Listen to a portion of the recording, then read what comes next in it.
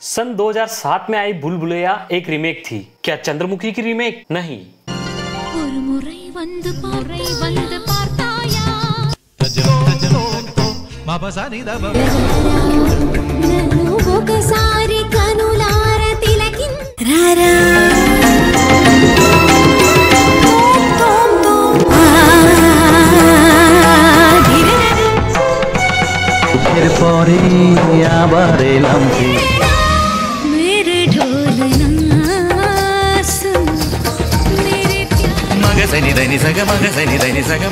हाल ही में रिलीज हुई भूल भुलैया 3 बॉक्स ऑफिस पर तो अच्छा परफॉर्मेंस दे रही है, पर कहानी को लेके उतना अच्छा रेस्पॉन्स आ रहा है नहीं। क्या कारण है मैं तुम्हें बताऊंगा।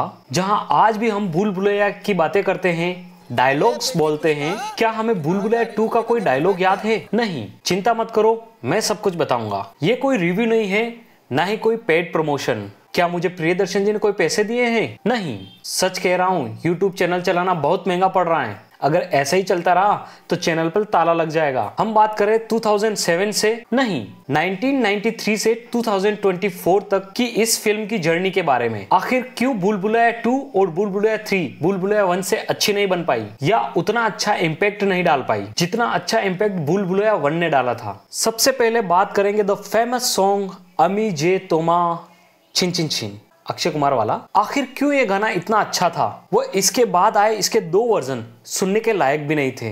मैं ये नहीं कह रहा हूं कि गाने अच्छे नहीं थे, पर क्या वो इन फिल्मों में फिट बैठते थे? नहीं।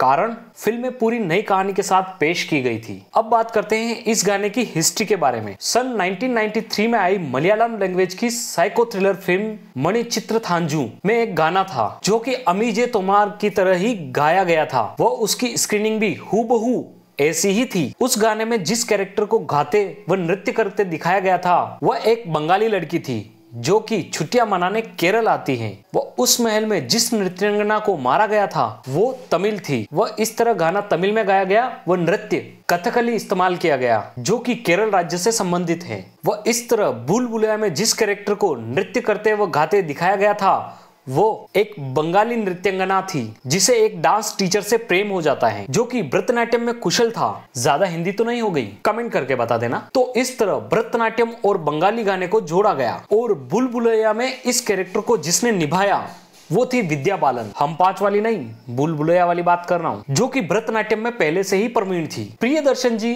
जो कि इस फिल्म के डायरेक्टर थे, उन्होंने विद्या बालन को चुना जिसे ये सब पहले से ही आता था और रिजल्ट आपके सामने है। बट भूल भुलैया 2 में इस गाने पर तब्बू और कियारा आडवाणी ने डांस किया जो कि इस तरह के डांस फॉर्म में इतनी अच्छी नहीं है। मैं ये नहीं कह रहा हूँ कि वो अच्छी एक्ट्रेस नहीं है, बाद में ऐसे वैसे कमेंट नहीं मांगता। तो और ना ही कहानी के हिसाब से इस लैंग्वेज में गाने की जरूरत थी, तो कोई नया गाना नई तरीके से इस्तेमाल किया जा सकता था। ठीक ऐसा ही इन्होंने भूल भुलैया 3 में भी किया, जिसमें ये गाना कार्तिक आर्यन के डांस के साथ इस्तेमाल किया गया। अब वही बात फिर से आ गई कि कार्तिक आर्यन कोई कथकली डांसर तो है नहीं, तो उन्होंने इस गाने के साथ पूरी तरीके से जस्टिस नहीं किया। पर मेकर्स ने इस फिल्म में इस गाने पर 2 बार दांव खेला, जिसमें विद्या बालन और माधुरी दीक्षित का इस्तेमाल किया गया। अब ये मत बोलना कि ये दोनों तो डांसर थी, फिर क्यों नहीं चला? तो देखो, बात ऐसी है कि भूल भुलैया 1 में ये गाना फिल्म की कहानी और रिक्वायरमेंट दोनों था, पर अब न तो कहानी पहने वाली है और ना ही गाने की रिक्वायरमेंट, तो फिर इसे सेंटर बना के पैसा क्यों कमाना? अब बात करेंगे डायलॉग्स की। तो हम पर इतना इम्पैक्ट कैसे है इन डायलॉग्स का? तो बात ऐसी है कि प्रियदर्शन जी कॉमेडी मूवी के मास्टर्स हैं। उन्हें पता है कि लोगों को कैसे हंसाना है। बाकी अनीस बज्मी भी अच्छे डायरेक्टर हैं। मैं बात कर रहा हूँ वेलकम की। तो जिस आदमी ने आपको जिस तरह हंसाया, आप फिर से वैसे ही हंसना चाहेंगे, न कि उसकी कॉपी करके कोई दूसरा आपको वैसे हंसाए। ये वैसा ही है जैसे कपिल शर्मा शो को कोई दूसरा होस्ट करे, तो हम उसे वैसे नहीं देखेंगे जैसे कपिल को देखते थे। डायलॉग्स को डे टू डे लाइफ में सरकेज़म की तरह इस्तेमाल किया गया तो ये हमारी लाइफ का हिस्सा बन गए, ठीक वैसे ही जैसे वेलकम के डायलॉग्स इस्तेमाल किए गए थे। पर अब जब हमें भूल भुलैया 2 और भूल भुलैया 3 पसंद नहीं आई तो उनके डायलॉग्स कैसे पसंद आ सकते? क्योंकि किसी भी डायलॉग का सही इस्तेमाल उसकी सही सिचुएशन पर निर्भर करता है। और भूल भुलैया 3 में तो इन्होंने हद कर दी, हर चीज उल्टी दिखाकर हंसाने की कोशिश की। जैसे राजा अंगरक्षक को व्हील चेयर पे लेके आता है, गाय दूध देने की बजाय दूध पीने का काम करती है, राजा महल के बजाय तबेले में रहता है। ये चीजें सुनने में तो कूल लग सकती हैं, पर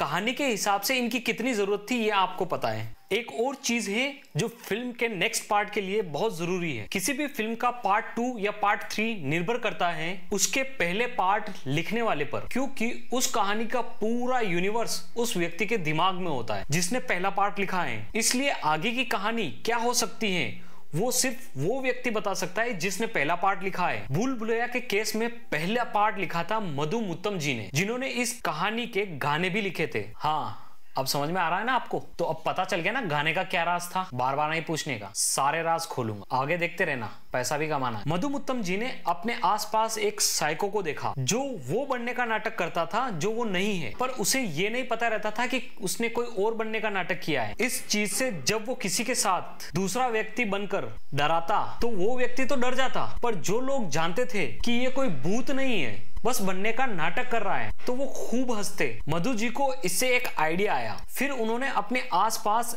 एक महल के बारे में सुना था जिसमें भूत होने की अफवाह थी। ऐसे उन्होंने दोनों को मिलाकर एक स्टोरी लिखी और रिजल्ट में हमें मणिचित्र थांजू देखने को मिली। अब बात करते हैं कि अगर ये फिल्म इतनी अच्छी थी तो इसका पार्ट 2 क्यों नहीं लिखा गया और पैसे कमा सकते थे। तो देखो, बात ऐसी है कि ये फिल्म उस समय की फ्लॉप फिल्मों में से एक थी, तो इसके बारे में आगे बात करने के लिए मधु जी के पास कोई कारण नहीं था। लेकिन जैसे जैसे कॉमेडी मूवीज का क्रेज बढ़ा तो अलग अलग लैंग्वेजेस में इसके राइट्स को लेकर मांग शुरू हुई और इस तरह अपता मित्रा 2024, चंद्रमुखी 2005, राजमहल 2005, भूल भुलैया 2007 देखने को मिली। अब आगे की स्टोरी मधु जी ने तो नहीं लिखी, लेकिन बॉलीवुड वालों को पैसे कमाने थे तो उन्होंने आजकल प्रचलित ट्रेंड के हिसाब से टीम बना दी और कह दिया कि एक कहानी लिखो जिससे अच्छे पैसे कमाए जा सके। तो उन्होंने पैसा कमाने वाले सारे साधन डाल दिए। मैं झूठ नहीं बोल रहा, झूठ बोलूं तो पकड़ लेना। तो साधन कौन कौन से थे? जैसे पार्ट 2 के समय कियारा आडवाणी ट्रेंड में थी तो उनको हीरोइन ले लिया, और पार्ट 3 के टाइम दीप्ति ट्रेंड में थी तो उनको हीरोइन ले लिया। समझ रहे हैं ना? ज्यादा और ज्यादा पैसा। पार्ट 2 में 2 मंजुलिकाएं थी जिससे अच्छा खासा पैसा बना। तो ऐसे ही मेकर्स ने सोचा एक और मंजुलिका बढ़ा देते हैं जिससे और पैसा बनाया जा सके। तो पार्ट 3 में 3 मंजुलिकाएं कर दी। पर क्या ये 3 मंजुलिकाएं उस एक मंजुलिका के बराबर थी जिसे मधु जी ने लिखा था? नहीं। अब एक और मेजर जो चीज थी हमें डराने में, उसकी बात करते हैं, मंजुलिका का मेकअप। आपने कभी मेंटल डिसऑर्डर के पेशेंट देखे हैं? नहीं देखे तो मैं बता देता हूँ। वो लोग अपने कैरेक्टर के अकॉर्डिंग बनने की कोशिश करते हैं, पर आईने में देख के नहीं। उन्हें फर्क नहीं पड़ता कि वो कैसे दिख रहे हैं। फर्ज करो कि एक पेशेंट ने ये मान लिया कि वो लेदर की जैकेट पहनकर बाइक पर जा रहा है। अगर जैकेट फटा है या कैसा भी है, उस पर उसका ध्यान नहीं जाएगा। बाइक कौन सी है उस पर भी उसका ध्यान नहीं जाएगा। उसका ध्यान केवल बाइक होने में और जैकेट होने में जाएगा। सेम ऐसे ही मंजुलिका का कैरेक्टर डिस्टर्ब था, तो मंजुलिका को मेकअप करने से मतलब था। वो कैसी दिख रही है उससे उसको कोई फर्क नहीं पड़ता, बाकी सब उसके मान लेने पर निर्भर करता है, जैसा कि उन्होंने क्लाइमेक्स में मनवाया भी। फिर उस शॉट ने हम सबको हिला दिया जब मंजुलिका पहली बार स्क्रीन पर डांस करते हुए दिखी। सच बताना, तुम्हारा रिएक्शन कैसा था? दूसरा जो मेन रीड की हड्डी थी फिल्म की, वो थी VFX। जब मधु जी ने पहला शॉट लिखा और उसे शूट किया गया तो एक्ट्रेस शोभना बहुत नर्वस थी। उन्हें समझ में नहीं आ रहा था कि इस कैरेक्टर को किस तरह से प्रेजेंट करें। तो मधु जी ने और डायरेक्टर फाजिल जी ने उन्हें समझाया कि एक बार जब आप नागावली यानी कि भूत में बदल जाती हैं तो अपनी एक उंगली से भी बेड को उठा सकती हैं, बस विश्वास करके सीन करो। और मधु जी ने और फाजिल जी ने अपने असिस्टेंट अली को कहा कि सही समय पर बेड को उठा दें। जब सीन किया गया तब शोभना जी को नहीं पता था कि बेड उठेगा, पर उन्होंने ठीक वैसा ही किया जैसा उन्हें कहा गया था। बस वो सीन काफी था हमें डराने के लिए। अब बात करते हैं भूल भुलैया 3 के सिंहासन वाले सीन के बारे में। सिंहासन को उठाने वाला सीन सीधा सीधा लग रहा है सिंहासन को किसी चीज से बांधकर उठाया गया है। महल कहाँ है, मंजुलिका को कहाँ जलाया गया, दोनों के बीच में कोई जोड़ नहीं है। मंजुलिका को VFX से भूत बनाया गया। न तो कहानी मेल खा रही है,